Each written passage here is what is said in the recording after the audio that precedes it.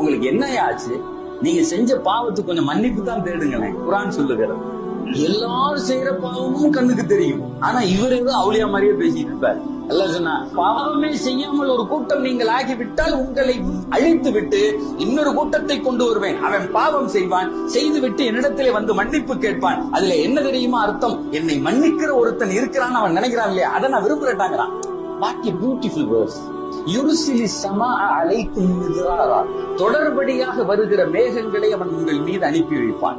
மழைன்னு சொல்லல சார், மழை வந்த பின்னாடி சில நேரத்துல வேக்கும். ஆனா அந்த மழைக்கு முன்னால் உள்ள சூழல் இருக்குல்ல, ரொம்ப ரம்மியமா இருக்கும். குளிரும், லேசா குளிரும், மண் வாசனை அடிக்கும். அப்படியே நீக்கும். இப்ப மே மாசத்துல உட்கார்ந்து இஸ்திக்ஃபார் செய்யறோம், எனக்கு மழை வருமா?